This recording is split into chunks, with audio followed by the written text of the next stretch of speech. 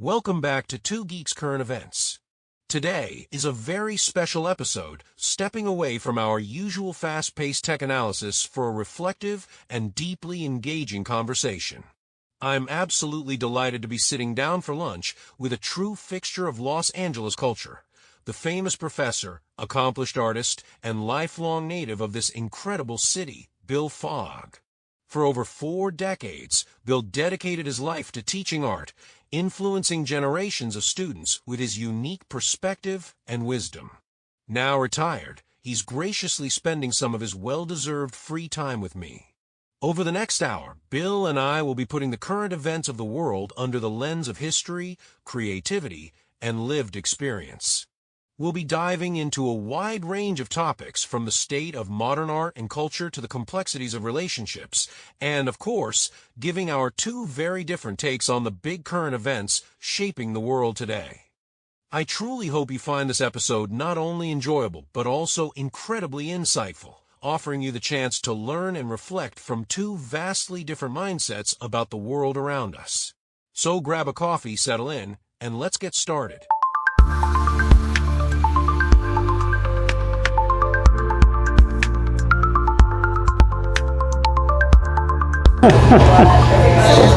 And kind of amped up my workouts a little bit. And But retirement is good for you. for me, yeah, I think the only downside is maybe a little too much alone time, although I do see Sherry a lot, but When you say alone time, what do you mean by alone? Like by yourself? Yeah. Nothing yeah, well, to discover yourself or to... no, I think I've discovered myself. I think that was the wrong question. I didn't mean it. Yeah, but I get it. Yeah. No, there was a period a long time ago, 30 years ago, where I decided to take some time off from teaching, and I was just spending a lot of time working on, painting and stuff, and not socializing as much because, when you're teaching, you're interacting with people all the time.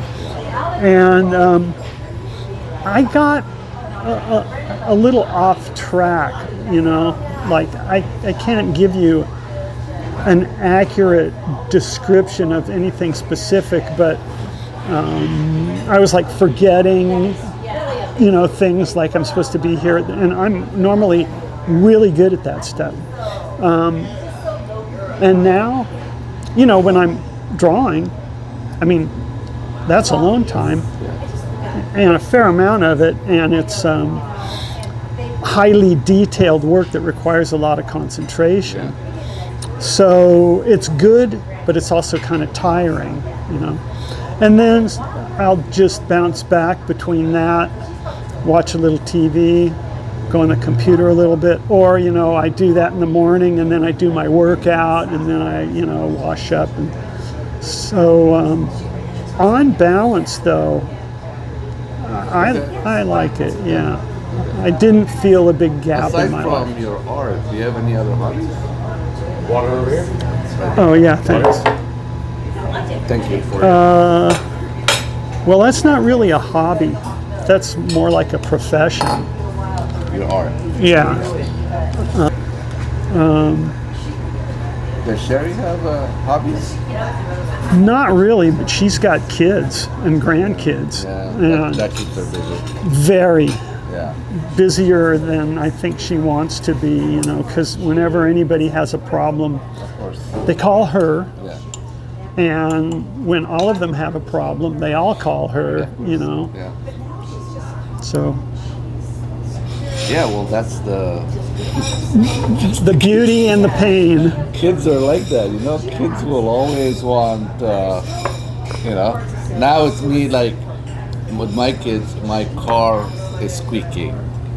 The car light is on. So I got... That's what they're telling you, or that's your car? No, that's my car. Oh, your that's car. their car. That's their car, but they call me, or hey. So I gotta take the car to the mechanic to fix it, right? So that's my thing now, They can't do that, or they don't have the money to do it, or? No, I told them whenever you have a car problem, let me know, because when you go to a mechanic as a woman, they scare the shit out of you. Yeah. You know? Yeah. True. And, my dad used to have an oil changing place before. Oh, okay. That's how he went bankrupt, because he bought the business having no car mechanic. He was not a. He didn't have experience. He just bought the business, right? Oh my He bought God. the franchise, and one of the things the franchisees will tell them if a woman came to the franchise to change an oil, you sell them transmission oil, brake oil. Yeah, and every fluid. They would pull it out, and they would put it in this little paper to compare what a new oil would be. And when they show it to a woman, yeah, do it. You change the filter too, right? So $40 oil change went to $150, right? And any oil you put in a car, you drive for 10 minutes, it turns black. So, yeah. But girls don't know that, right? They freak out. And so, knowing that, now I tell anytime you have an oil change, anything, I'll take you to the mechanic. And down the street from my office, I've made good friends with the mechanics. Okay. So I'll fix their computer for free. So there's goodwill there, Yeah. They're not. They'll rip you off with a smile. I hope, I'm getting a good deal, but as long as the car's taken care of, Yeah. I'm okay with that. Okay. Well, so that's, Your I guess, goodwill could only go so far. it seems so. Yeah. Yeah. Yeah.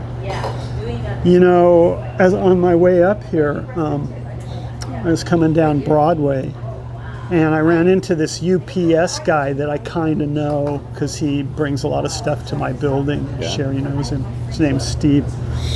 And he goes, "Hey, what are you doing down here? It's dangerous." And I'm pretty sure he was joking. Okay. But then we were talking about, all the buildings. He said 4 more restaurants are, Closing.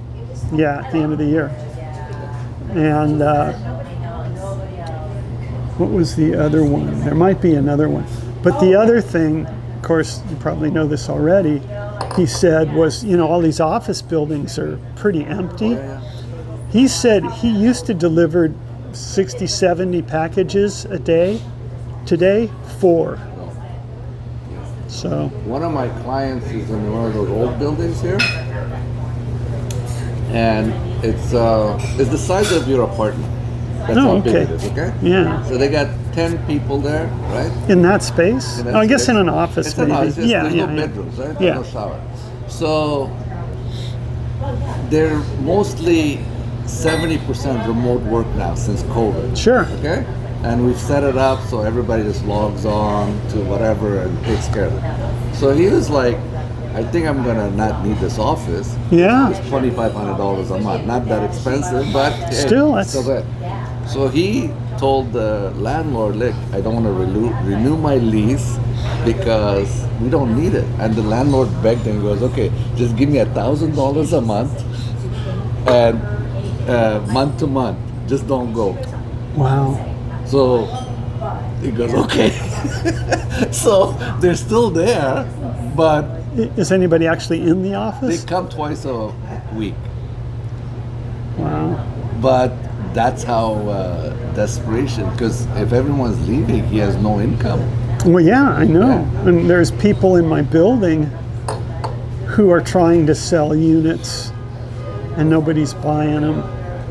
And then they try to rent them. And the rent prices are too high.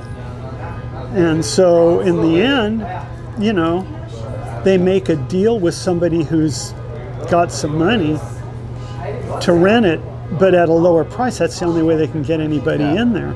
Yeah. But a couple of them are in a real financial squeeze because they want to turn the condo over, and get their equity out of it. But they haven't had it for that long, and they've, been paying interest all along, so they don't have any equity really. Yeah. And they have to keep lowering the price, and it's still, they're not selling. Yeah, no. My aunt is trying to sell her house in Downey because the people that were living with her, renting rooms, they're all gone. So it's too big for her. And then she had this adjustable rate. Mortgage? With a balloon payment? Went from 3,000 to 6,000. Never get an adjustable rate mortgage. So, you see, that's my. So anyway, so she wants to sell. I said, Auntie, you're not going to sell the house. You're putting the house during the holidays. Yeah. So it's been 3 months, no buyers. How's the price? Is it, 1.1 million in Downey. are there other houses that pricey? Yeah, I mean, it's comparable to some. The only thing that she has in her favor is she did marble. Interior marble, everything's marble. But, you know, do people really care about that? Not really. No. And there was one buyer that came and wanted to buy it, and he had cash, hard cash, like a suitcase full of cash. And the realtor said, well, we don't know how to justify this. Can you justify this cash? He's like, no, I own a business. And, well, yeah, you're not paying drug taxes. business. So I said, why did you turn them away? You should have told them to come to my office with those 2 bags of cash. I would have deposited to my account, my business account, as, hey, people paid me cash. You launder it. And I keep 10%. We pay the house. He owns the house. You quit claim the deed. Yeah. And I give you the remaining balance. And she's like, well, you're gonna keep 10%, that's $110,000. I said, it's better than nothing. What do you even? What the? Come on. Yeah. So he's going to pay the full price in cash. He wanted to, but it's hard to justify it. Now, if I did have a, what do you call it? A supermarket is doable. Yeah. But I don't have a supermarket because you could hide it better. Like, come on, like you could do 100,000 a month, cash, right? Then you could slowly, or if I had a bunch of these, mini mall massage parlors, because those are all. I've gone to those. Laundering. No, they're money laundering. No, I know. $50 per massage, and if you literally sit there, and the whole day, 5 people come, right? Okay. Well, it depends on the massage place. No, you know what I mean. I mean, let's just, even though you mean a legit one? Even if you keep it the Chinese way or the legit way, the rent alone on a place like that doesn't justify amount of people. Well, no. No. But if you had cash like that, how would you be able to deposit it? If you come into a bank with that, they're going to go. No, if you have to have a kind of a business that's take cash and you trickle it in. Yeah. And you have a track record of, like even if you had a restaurant bar, you could trickle it in. Sure. You cannot do it all at once. No. But your deposits went from $10,000 a month in cash to $30,000 a month. Oh, business is great, right? The IRS is not going to sit there and see, wait a second, yeah. Or then once every other weekend, you put in $50,000. Yeah. We had a great, really good weekend. Yeah. Nah, I don't know. I'd hate to get embroiled in something with the IRS. Well, like when lines. I used to work for this computer company, they were part of the 14 other outfits in the whole USA. And their ultimate goal was to go public. Oh. Okay? The main one was in New Jersey. So all these 14 would buy from New Jersey, and but they could also buy from other outfits, but the main goal was to make that go public. Long story short, everybody went out of business, blah, blah, blah. They never went to go public. But what I learned from it is, once I got really involved in the management side, I would question like, the market price on this hard drive, wholesale, is $90. Why are we buying 100 from New Jersey for $200 a pop? Right? Well, yeah. Well, you know why. So they show a good profit margin. Yeah. Business is good. Our profit margin is 30%. My company would only give them $80. That $120 would never get paid. Like it just vanished in the air somehow, right? And then the company I was working with, they had two other outfits here in City of Industry that we were selling products, but we were never getting paid. So the account was like constantly like 120 days late, or and eventually gets right off, and but we kept shipping to them. Well, they weren't giving themselves raises, so they were selling the product, sending it. Those people would sell it and somehow give them cash or whatever. Yeah. So when I look at all these companies that go public, I always wonder how much of the companies that they're selling to is fake invoices. Probably a lot. You know, it could be like 50, 60, 70% of businesses are doing that. I mean, you look at this thing that's going on now with the Somali community. Those people are ingenious, but what really gets me is the government turned a blind eye. Well, that does seem to indicate that, you know, the government was in there too, getting their fair share, all of those people. Yeah, but like, you elect these people to protect the citizens, and they're like, whatever, keep signing the checks. Yeah, I think once you get into that inner circle, it all changes. I mean, you look at all of the people in Congress, anyone virtually that you want to name, you can check out their net worth before they came to Congress and like 5 years after, or like Bill and Hillary Clinton, or, you know, any of those people. And it's like, this is insane. Yeah. How could this have happened? I mean, that AOC. Yeah, she's $10 million rich right now. Yeah, but officially, she isn't. That's right. Officially, she can't pay her loans. Yeah, and officially, you know, she's got a certain amount of money, but those millions are hovering over here, and she has the access. It's her stuff, and they know all the tricks. Yeah. Did you ever see that documentary I told you about, the Panama Papers? No, I don't remember. Check it out. It's called the Panama Papers? Called the Panama Papers. It's on Netflix. Okay. Basically, this guy drops off a thumb drive in Germany to a reporter and says, look into this. So the reporter goes into his laptop, pops it in, and opens this files, and it's a treasure trove of all the money laundering, money cover-up from Panama, okay? So he is too big for him to handle. So he calls his the main guy at the papers, and they get a whole team involved to go over this.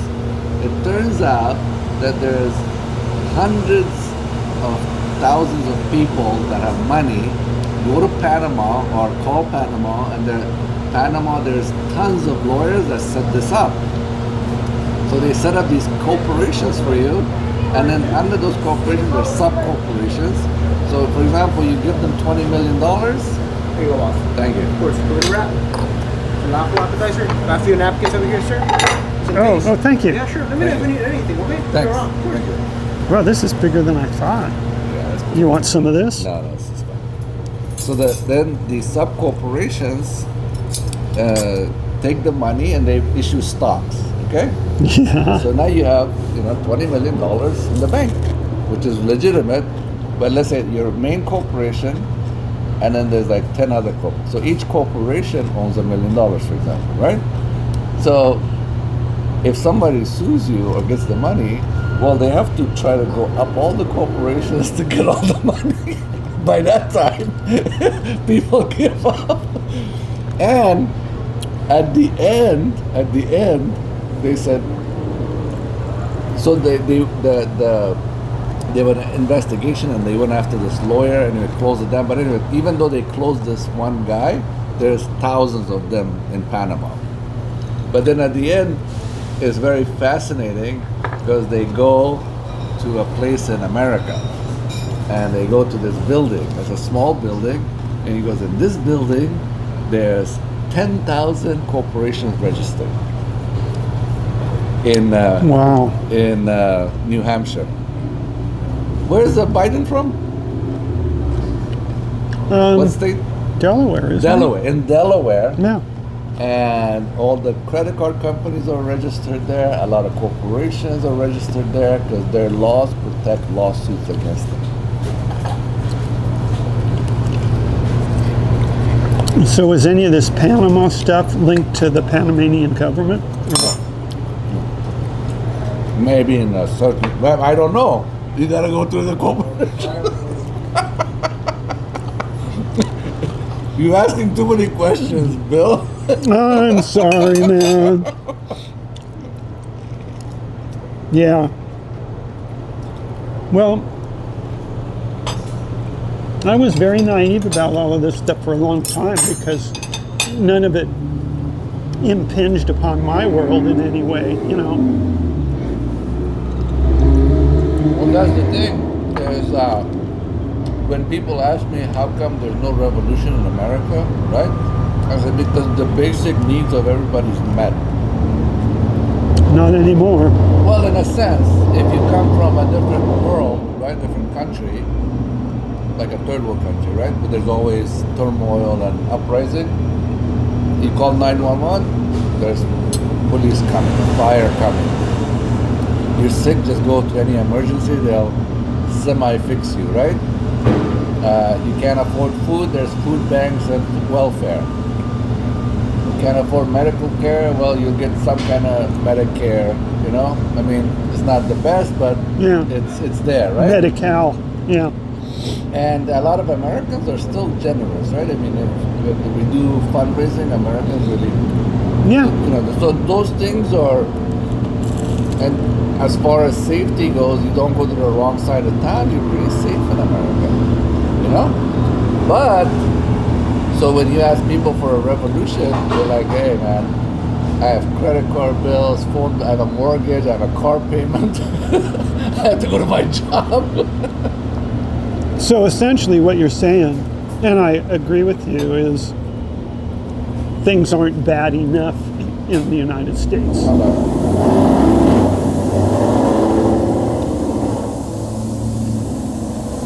I mean, people like me or some people like me may bitch and moan about taxes and the way the society is going, but ultimately, we still have to continue. Like, my business is still running, right? My customers are still paying me, right? I'm still able to charge my credit card, and if I don't have the money, just pay the minimum and continue to the next month, right? So, True.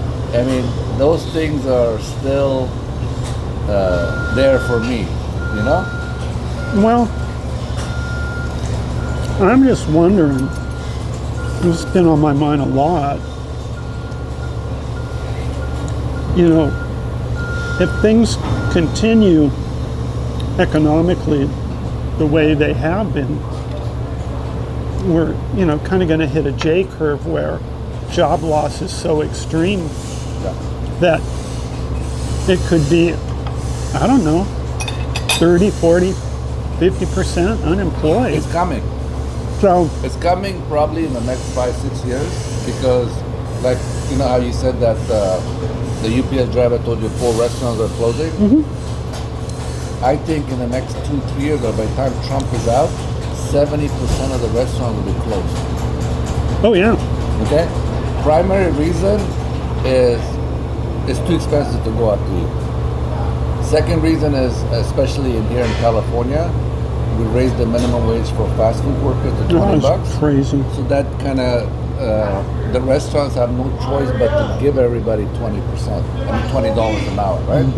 So when you go out to eat, you see a price shock, right? There's a price shock, and you're like, I don't think I want to do this anymore. Yeah.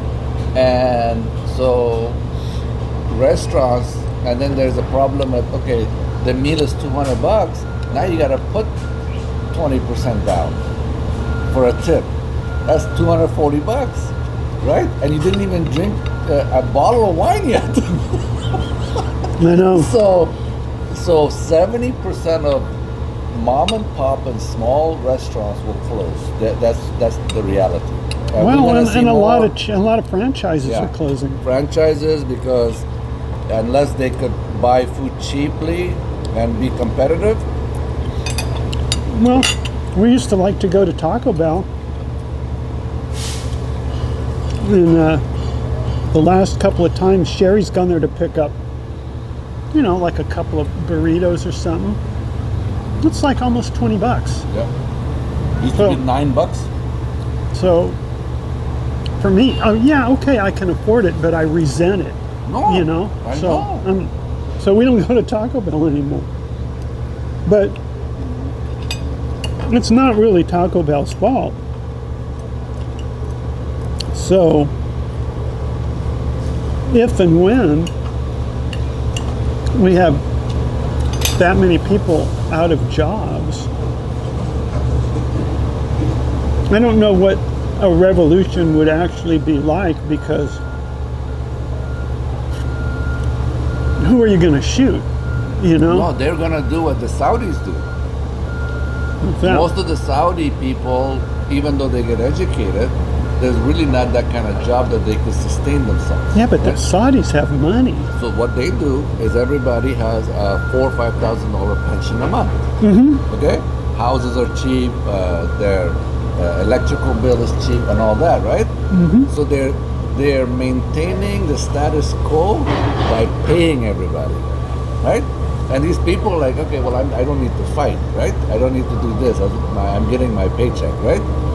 Once that gravy train starts diminishing, then you'll see a change in the Arab world, right? In America, we're going to see that too, where we hear about 40 million people are on welfare. Well, that's going to be double. We're just going to keep paying people. Yeah, but we can't. I mean, where's the money going to come from? We're going to print and borrow. Well, I mean, we're already at $36 trillion. But that goes to the theory of having debt so great that nobody can afford to call in the obligation. You have to keep it going, or everything folds. Like as of last month, the world debt crisis, how much we borrowed money, the whole world, $350 trillion. Okay, Bill, there's not enough resources in the whole world to pay that off. There's not enough gold, Bitcoin, silver, diamonds. And when you're hungry, if someone gives you a bar of gold, would you take it? Well, we shifted to a credit-based economy kind of after World War II, generally, but now everything is predicated on credit, and that's another unsustainable economic model. So I have a friend that's in the gym. I've known him for 30 years. So we always talk. He comes to my office. We have lunch. I say, hey, why don't we start recording what we talk about? And I'll put it up on YouTube. And, when your grandchild is older, they can say, oh, that's how grandpa talked. Oh. And like, even imagine if you and I had recordings from our grandparents. yeah, that would be terrific. Right? Talking. Then you could be like, okay, this is why I am the way I am. This is why I'm so screwed up. Right? Oh my God, Grandpa was more screwed up than I was. Right? So the site we created is Two Geeks Current Events. That's what it's called. So we did Two Geeks Current Events. Yeah. So I can go on YouTube and Yeah, I'll send you the link. You can check it out. And he's in the same business as I am. We just talk about nonsense, you know. We did our first one. It was pretty nice. His kids watched it. His grandchild watched it. I mean, it's nothing to make money off of it. It's just like a lot of things you and I talk about. We come from different worlds, right? Sure. You grew up differently. I grew up differently. But if someone could benefit from it, they're like, you know what? People are actually sane people out there. Yeah. It's going to be like an archaeological artifact. Like, wait a second. People were actually sane. Don't believe everything you read. And then the other person says, "What's reading?"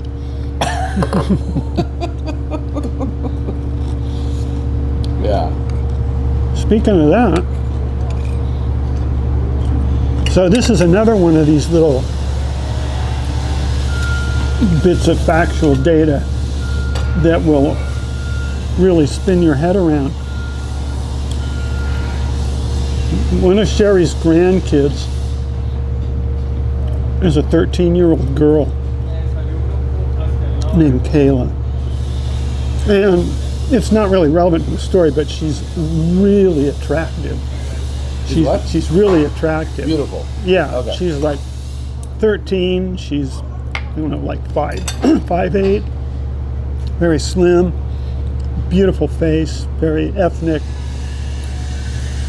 but light skin and nice hair. Oh, she's just, and actually a very sweet girl. So evidently, she and her friends like to play this video game, and I've forgotten the name. It's something like Do-Do-Ka or something like that. Okay. Those are the names of the 3 primary characters in the video game. And each one of those characters is a young girl, you know. And I can't really tell how old she is. She could be 12, she could be 15, 16. Got that kind of anime look, you know. Okay. So, it's a game. I don't quite know how the game is played, but character descriptions of at least 2 of these girls are as follows. One of them appears to be happy and buoyant, but is really like clinically depressed. Okay. And another one hung herself. And then there's all the, you know, sexual, like lesbian identity, what have you. And I guess the little plots in the video game are predicated on these characters and their personalities. And every once in a while, the one who kills herself. Oh, and they cut, you know, cut themselves. So this is a video game for young girls, and it's all about all this crap. I mean, that's horrible. I was so taken aback by it, you know. Well, that's the thing is it's sitting a seed now, so it becomes normalized in the future. Yeah. Right?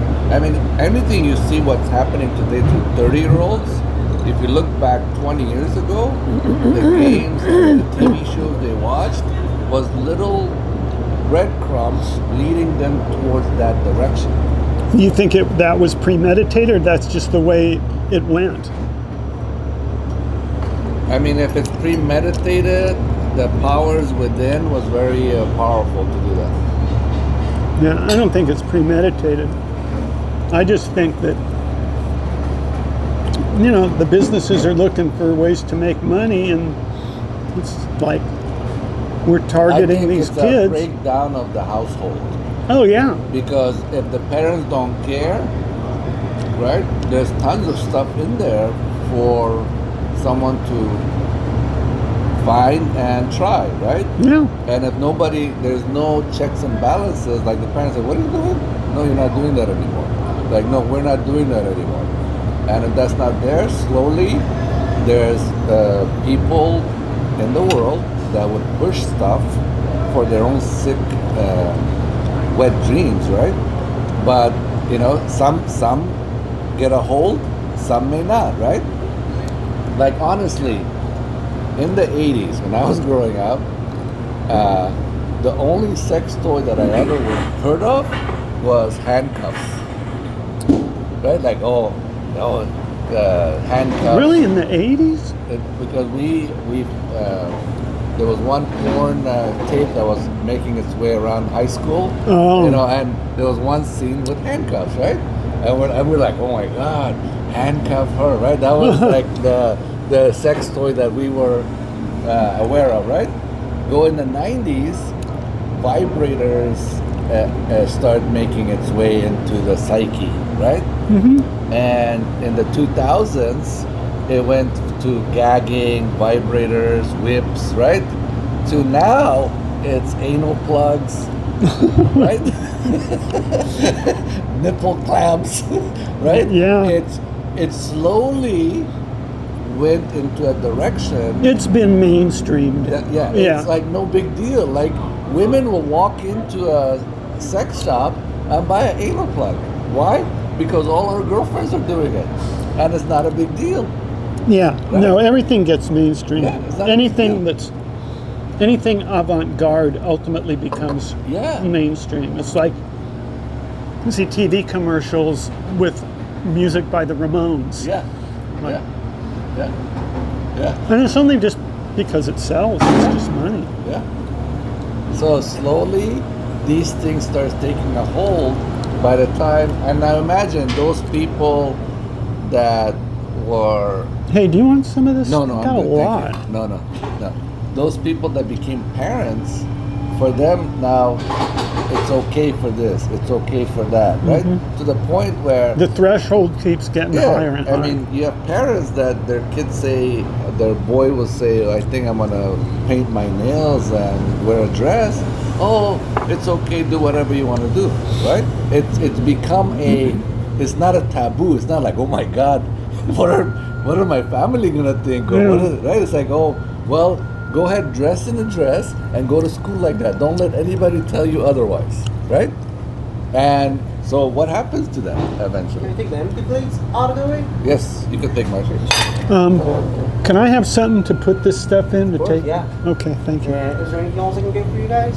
We're good, thank you. You want me to let me check? Or? Sure. Yeah. I'll leave it right here, and then I'm gonna go ahead and grab the box for you. Okay, thank you. Thank you. No, thank you guys.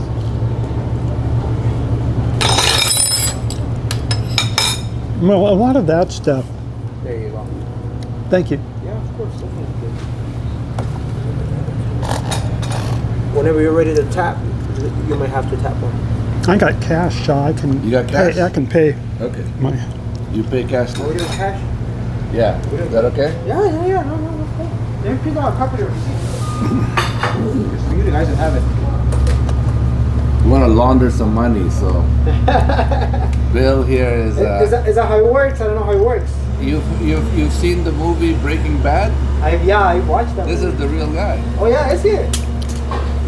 The heist. Yeah, all of that stuff that you're mentioning. Like I think if I had a kid, a son who was edging towards playing with dolls and all of that stuff, I think I'd let him do that, but I don't think I'd start talking about changing your gender or doing anything of that sort. You know, when I was a kid, in my neighborhood, our neighbors, there were 3 girls. There was no boys immediately across the street from us, right? And my grandma used to watch all 4 of us. Oh. Okay, that was like the parents, whatever they did, so they all came and we played. And we played house, with tea parties. And I was always involved with these 3 girls' tea parties, okay? But my role was always the dad. Like, I would come in. They're the daughters? They were all girls. But I mean, was one of them your wife? One was a wife. Oh, okay. Like we were playing our parents, right? So I would do my grandpa the way he walked, right? I would, put my eyebrows out with tape, like because his eyebrows, right? But at no point that it was suggested by them or me, like, hey, why don't I play the mother today? Yeah. It was like, this is what we're gonna do. We're just gonna role play, and like, kind of like what our future is gonna be, right? Because you're a kid, you don't know. You emulate your parents, right? Yeah.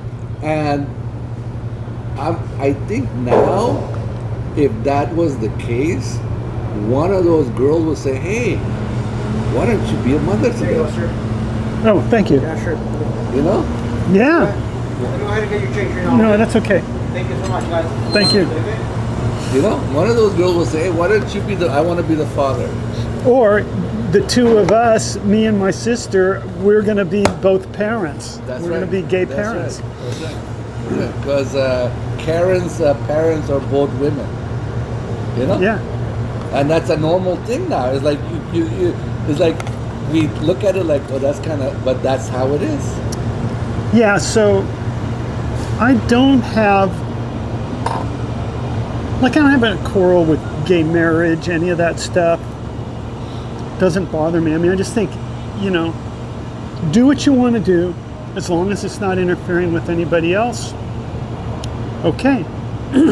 But the thing that bothers me is now it's not just you can do what you want just like anybody else.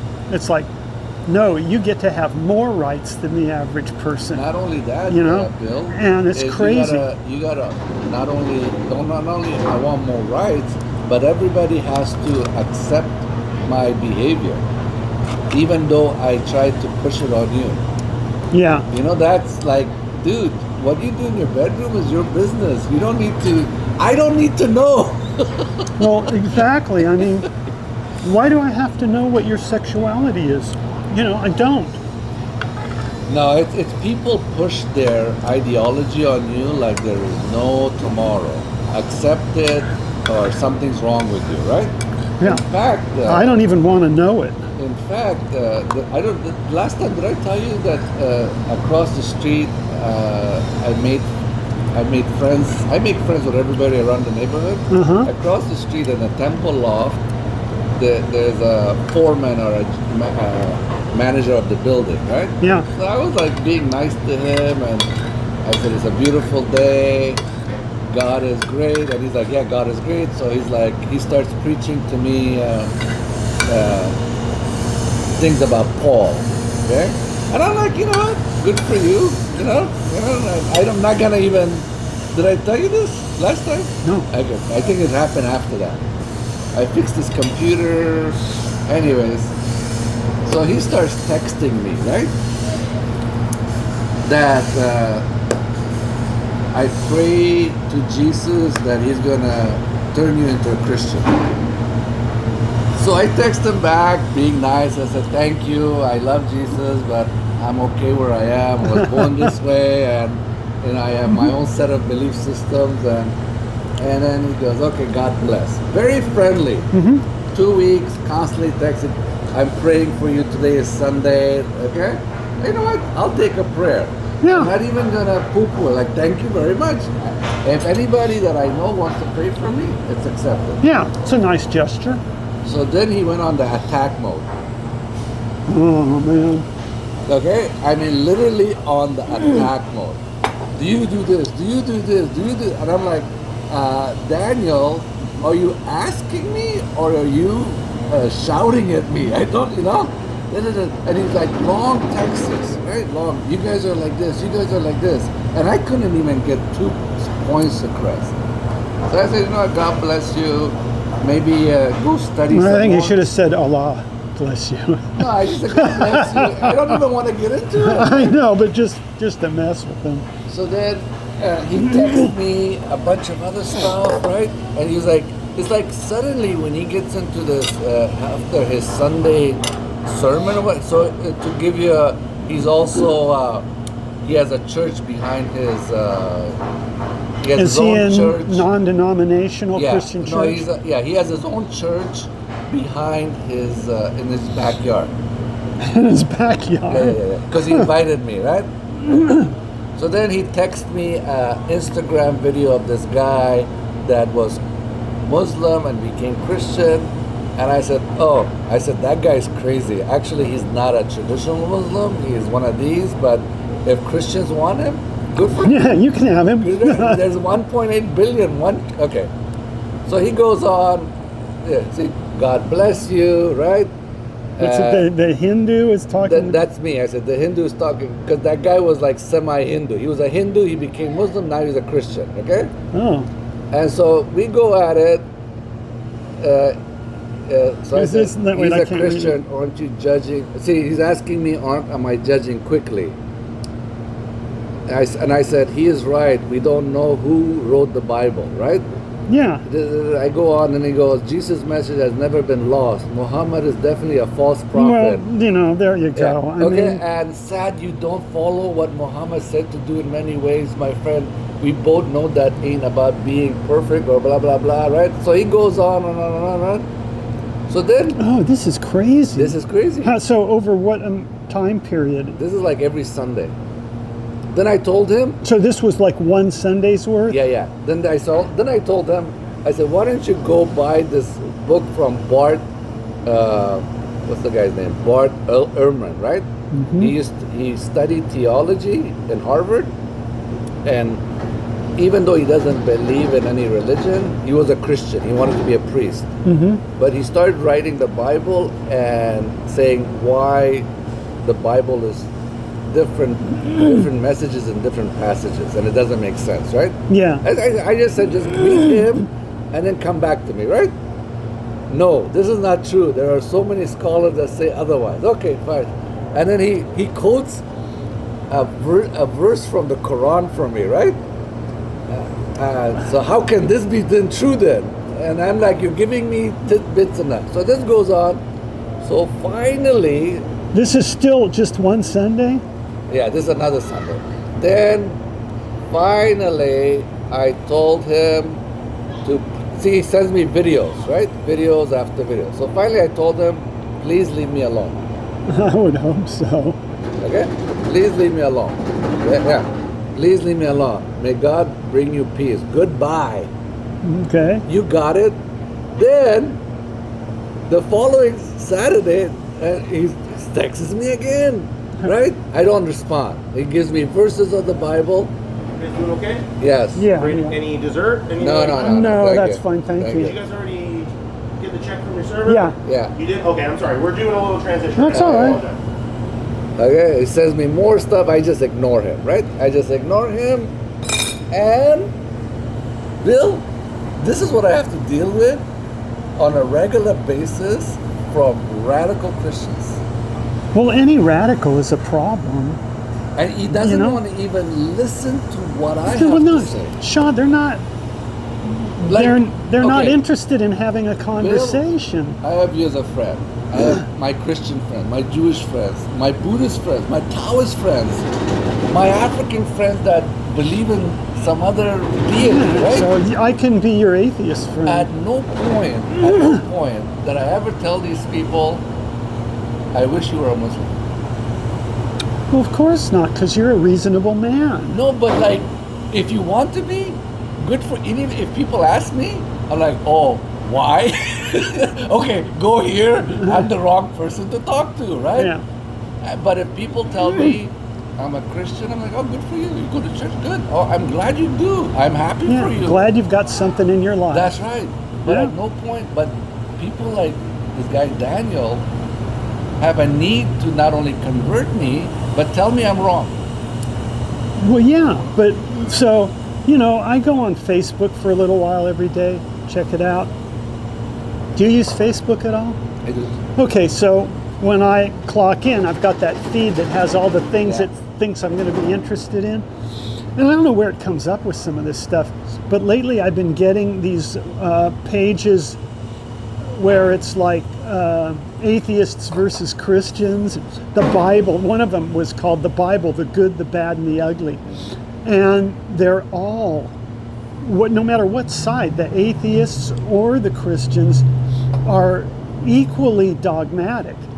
You know, they do not, because I got in because I like messing with these guys. You know, it's kind of fun. But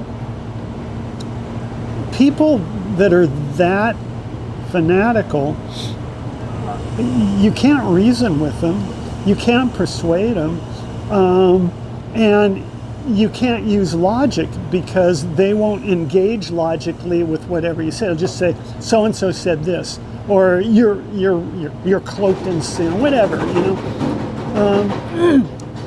So I feel like the Democrats are like that.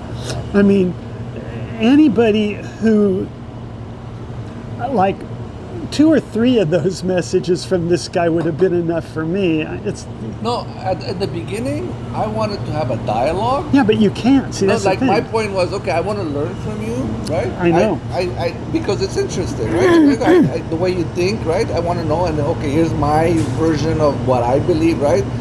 Maybe we have a common denominator. This guy was like, no, you're wrong. Yeah. I'm sorry you believe in that, and blah blah blah. Like, to the point that, you know, Bill, I don't like to back out from an argument, but I had to say, dude, leave me alone. Well, that's not really an argument. It's not an argument, it was a crack. So I said, just leave me alone. Yeah. Because, and God bless you, goodbye. Because if you're not going to listen to it, that means he's not interested to what I think and what I believe. Well, no, he's not. Absolutely not. So is his way or no way? And I know we're going to run into each other. He's going to walk up to me and I'm going to say to him, Daniel, first kill your ego. Well, that's not going to happen. No, you're just going to make him mad. Yeah, well, I'm going to say that. Kill your ego. Second, listen to what others have to say. Your path may not be the only path. No, it's the only path. And then we have there's no way for me to, you and I are, I think, somewhat alike in the sense that we like to find out stuff.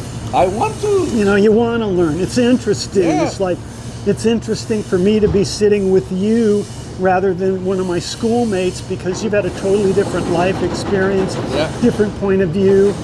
I would be interested in, you know, your religious beliefs if you have some, and you would, and I know you would be willing to just sort of explain how you feel and how you see things and what you've read, like in which Quran you've read, you know, all of that There's stuff. only one. Well, there is one, but there's, you know, like these translations into English that I don't trust. So what I'm saying is there's only one Quran in Arabic. Oh, yeah. But there's multiple translations. Yeah, and I don't trust translations. So basically, the best, even though like there's translations, things that are kind of sound weird, you got to go back and say what is, and you have to ask a scholar. Yeah, what it really means. Now, with the advent of social media, there's so many places you could ask, right? That people will really explain it to you. But ultimately, nobody is, especially the average person like me, we're not theologians or scholars of a holy book, right? No. It's just that I was born into it. I learned about it. I pray a certain way, like, you know, the Sunni way, and that's it, right? Yeah. For me to get into it and walk, it takes a lifetime. And even then, you're like, man, I still don't know nothing. Well, and also, if you have faith, you have faith. I mean, you don't need to, like, know everything that's in every part of every chapter of the book. Yeah. What you have to have is a belief that you feel comfortable with, you know, that for whatever reason fits the person you are, fits your life experience, fits how you see the world. And if you've got that, then I think people, if they really genuinely have it, don't even need to talk about it. You know, it's just there for them. You know what the latest flavor is now? Sharia law. Oh my God! Everyone's asking about Sharia law. I'm like, I have no clue. I said it's 200 200,000? It's all that Old Testament, Oh, no. stone them and There's cut their hands off. 200,000 laws. There's no way for me to. I said, what do you want to know? The basics? Okay. So the basic is if you steal the first time, you get a slap on the hand. Steal the second time, slap on the hand. Steal the third time, whipping in the back. The fourth time, if it's not food, they chop off the left hand. Because there has to be consequences, right? So they actually are that forgiving, though? First, There's second, three times. third? It has to be three. If you rape a woman and you're found guilty, you got two choices: death or castration. Okay. Okay. So most people they cut off their balls, right? If you kill and you're found guilty, there's no death row. There is, you go outside, they chop off your head. Okay. So I said, ask any woman that's been raped. Don't ask me. Yeah. Ask a woman that's been raped. Would you want the man that raped you to be castrated? And if they say no, then the law is wrong. No, I'm not going to quibble. But the problem with that is, and it's the same problem with any legal process, how are these situations calibrated? Do you have an attorney? Do you have anything other than a tribunal of people who just make the choice? It depends on which culture you're in. Yeah. Yeah, which culture you're in. But that's why, in the Muslim world, there's not a lot of rape. Oh, yeah. Because in the Muslim world, I mean, if everybody is following those laws and understands them, and you're devout, it's a very secure world for you to live in. There's more man on man than man on women. But isn't that a sin too? It is, but most men won't complain. Right, but I mean, if you're caught, there are severe consequences. If they're caught, you get hanged. Yeah, so That's gay stuff. So those are the other things about Sharia law, like women really don't have much freedom, They don't. So but you could look at that. Rights. Yeah. They do have, and they are protected. Right, they have divorce right, ownership of property, inheritance rights. And, for example, all Muslim marriages have automatically prenuptial agreement. Really? Yeah, so for example, as soon as when you get married, the woman sets the prenuptial recommendations. It's called bridal rights. So the woman will say, if you divorce me, it's not working out, or I divorce you, these are my terms. Mm-hmm. Okay? So for example, she say, I want a house, a car, and $100,000 in cash. I'm using American terms, right? But if I divorce you because you're not providing me food, shelter, and a living, then you don't give me anything. So there's a catch here. Mm-hmm. If she pursues, she can divorce and still get the inheritance if he's beating her up.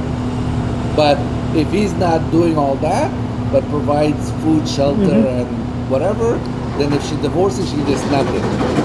So, but if he divorces her for any reason, like I don't like you, you're not good in bed, you have bad attitude, he has to give all those bridal rights to her. Oh, okay. Now, if he does not, okay, then the community, the masjid that he goes to, he could never get a marriage again in a Islamic situation. Huh? Because he has to meet those. Sure. So he failed initially. Doesn't get another chance. Those are the rights of a bride. Well, I don't have a quarrel with a lot of that, but it really depends on what you want out of a culture, frankly. I mean, you can look at Muslim women and say, compared to American women, they don't have any rights. They can't drive. All of that bullshit. have to go out with a brother and that kind of stuff. It's like, yeah, if you look at it that way. But on the other hand, if a woman is brought up in that culture, she feels protected. And she doesn't know any other way. And yeah, and she feels safe, covered, you know? And the stuff that you're talking about, it's like, she doesn't care about that. She doesn't want to go out and get a job, you know? So the Sharia law, I mean, it obviously worked for a long, long time in that particular situation, but to come over here and say, well, we're Americans now, and then say, but we're going to solve all of our issues, you know, in a court of Sharia law amongst ourselves. So you, police, feds, state, stay out of it. I'm not cool with that. Those people that do that, I think they pick and choose too. Oh yeah, absolutely. They'll pick the American legal system when it suits them. Mm-hmm. Of course. They'll pick the Islamic system when it suits them. That's what right? most people would do. And those are hypocrites. And most people are hypocrites. Right? And it's like, wait a second. Like, for example, contract law, right? Contract law, yeah, the Islamic way is good, but yeah, God is watching you that you have to pay that, but how can I enforce God's law on you?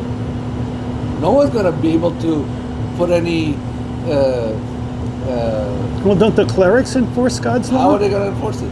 How is a cleric going to put a payment on the bank for you to pay the contract? Well, wait, you're talking about somebody who can't pay? So, for example, let's say you and I get into an Islamic handshake and contract. Okay. Now I owe you $10,000. Okay. Okay. I don't want to pay you, but we had a handshake. Mm-hmm. So we both go to the cleric. The cleric says, "Oh, I have to pay because." Okay, fine, I'll pay. Oh, and then you don't? No, and he says you have 1 year to pay. Okay. How does the cleric do not have the legal means to put on me, on the bank, pressure to pay you? Because it's a civil matter? It should, yeah, civil matter. Civil matter. Yeah. Okay, so my limited understanding is that the clerics rule, and they have, for lack of a better term, their police, their legal system, but all of the bottom line decision making on policy, acts, and consequences filters down from the clerics. So if we have a business matter, we've shaken hands, we've done whatever the law requires, and you say, screw it.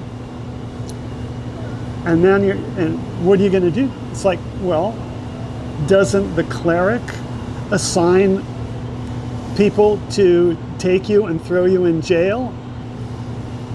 Yeah, but what I'm saying is, in most cases in the American contract, right, in the U.S. contract, I could put a lien on you, lien on your business if I win a lawsuit, right? Oh yeah, if right? I have anything to put a lien on. Yeah, but there is a lien. Right? Yeah. I have a legal, and now if you go borrow against your business, they're like, well, there's a lien on it. You have to satisfy this before you can get any money, right? Yeah. Where if those clerics are here in Long Beach, they cannot put a lien. There's nothing in paper. Oh well, okay, but the court is not gonna. The bank is not gonna honor a handshake or what a cleric has to say. well, in a contemporary business transaction, like, do contemporary Muslims still operate on handshakes? I'm sure they don't. They don't, but the thing is, if we get into this, these people want to rule themselves that way, it's going to come to that. Yeah, but so... Like in Brooklyn. You been to Brooklyn? Have you been to the Diamond District in New York? No, I haven't, but I know about it. Okay, so the Diamond District, it's all the Hasidic Jews. Yeah. they do not give you a written receipt Yeah. to buy a diamond. Their word is good enough, and they govern themselves among all the rabbis. So if you have a problem with the price of a diamond, okay, and or or whatever they told you, you go in there, the rabbis rule on that. And the reason why it works is that community lives in that community, marries in that community. So if one rabbi rules against you, nobody does business with you. Where if all of Long Beach was Muslim and everybody knew each other, then that system may work. But everything is spread out here. Well, yeah, sure. I mean, but that's exactly what I'm saying. You know, Sharia law not in the United States. Yeah, it's too small. Yeah. And times have changed. I could move from Long Beach to Lancaster. How is the mullah gonna come and say, "Hey, dude, you still?" Well, but now you're talking about, how is it going to function when it's transplanted? Yeah. And that's the problem, which has been, illuminated. I mean, Teddy Roosevelt said, "Yes, we want you to come to America, but that's predicated on the idea that you're going to be an American." Yeah. You're not going to put another flag before ours. You're going to learn English. You can't be equally divided among two countries. If you're an American, you're an American. Now, that's not saying give up your cultural heritage. 100 years later, that notion is gone. I know. We got Palestinian flags. Well, I know. We got Mexican flags. And that's the problem. It's the irony is you're leaving a place for what you think is a better place, but when you get to the better place, my flag. you still, are claiming allegiance to the place that you ran away from. Yeah. And that's the problem. It's like you have to assimilate. Now that doesn't mean, that you have to change your religion or anything like that, but it does mean that respect the laws of this country. Yeah. And also enjoy the possibilities that you have in mingling with other people from different socioeconomic, cultural, whatever backgrounds, and broaden your outlook. I mean, these groups that are so insulated, I mean, initially there's a reason, like the Chinatowns were Chinatowns because they were so abused, by everybody else. And so they had their own tongs and, they solved their own crimes, made their own laws. That was out of defense, Now we have a situation where you're able to be out in the open, mingle with other people. Sure, there's, racist bigots, but not so much. And it's like, if you're gonna just stay in your little isolated state and engage in practices that are actually illegal, then saying it's my culture does not legitimize it. You can't.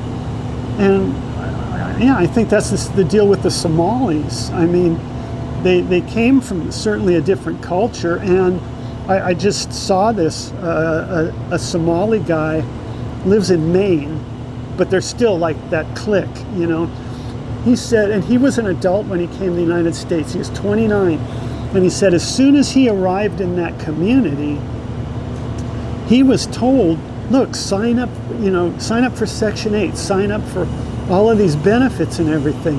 And that's what they all do. So they had the little charts and graphs showing that you got a group of people who signed up for all that stuff 10 years ago. 10 years later, they're still all signed up. It's a way of life. And so if they're coming here and learning that graft is a way of life, because that process of embezzling all that money, that is a distinctly European process of creating the shell companies and the nonprofits. They had to learn that.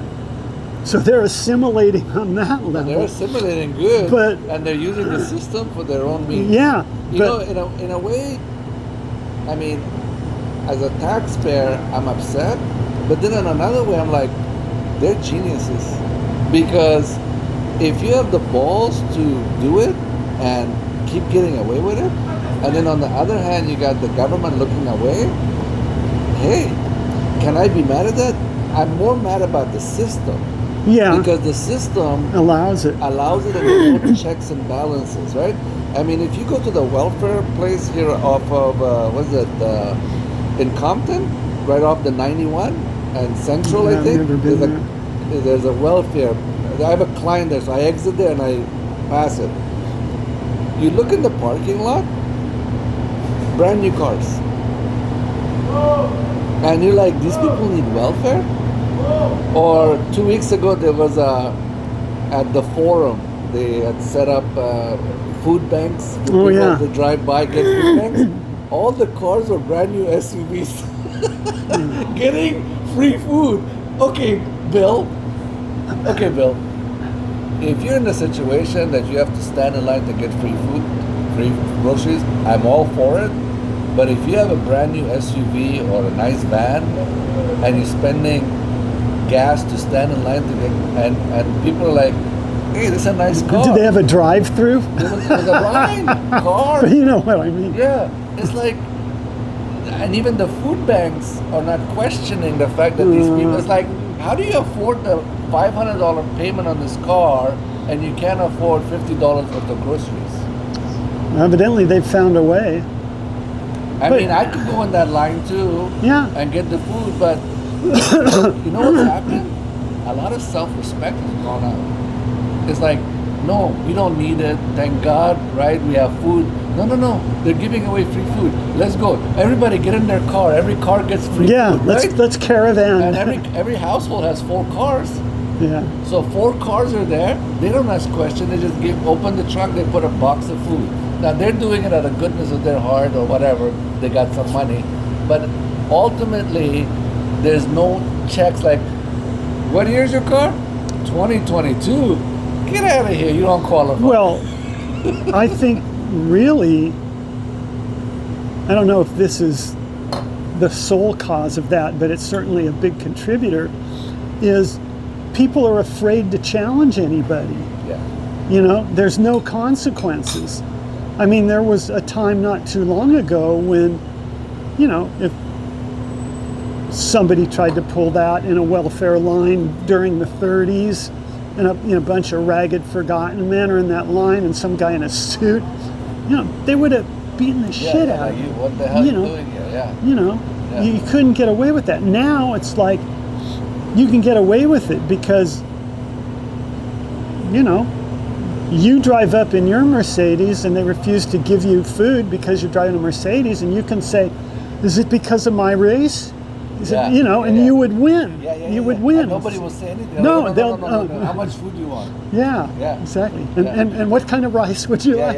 Oh, and make sure it's halal meat, because I don't eat pork and I cannot eat any kind of meat. Yeah. Imagine, and they had to provide it because now it's like, why are you discriminating against Muslims? Because there's no halal meat here. Yeah. Why do I have to suffer? That's what it's come down to, Bill. Yeah, I know. It's insane. I mean, all of this stuff, you know, when I was a kid, kind of right at the beginning of the real civil rights movement, you know. And I might have told you this before, but I don't think I'd ever talked to a black person until I was at Long Beach State, so until I was 18.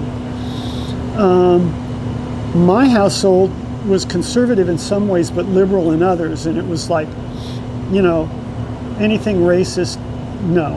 You know, my dad was really adamant about that kind of stuff. He was an atheist, all of that. So a lot of us were brought up to be tolerant, and not, you know, the extent of it was be tolerant and don't pick on them. It wasn't like necessarily be nice, you know, but at any rate.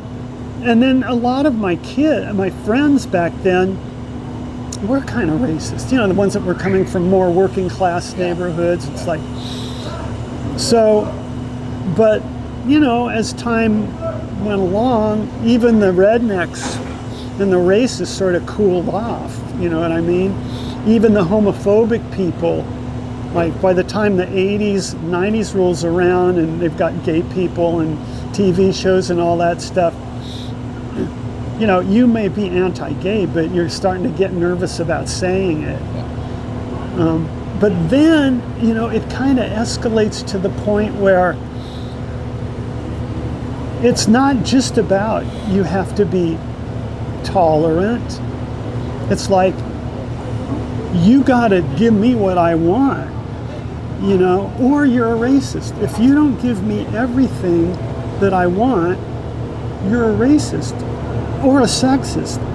And to me, and you know, human nature is what it is. I mean, if I were in their position, I might embrace that too. I might try to get everything I could, you know, but it's all just gone from one extreme to the other extreme. For a while there, we had a little bit of balance. Yeah. Not no more. Yeah.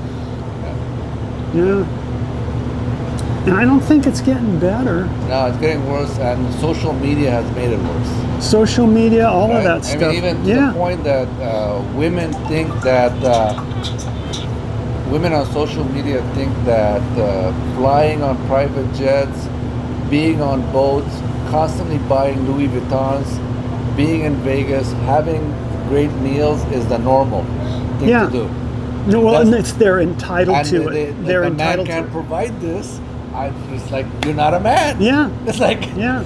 Sherry shows me this stuff. She watches all these TV shows, these young women, and they're all just predatory. yeah, Totally. yeah. All right, Bill, I got to take off. On that note, we're going to end this. Bye.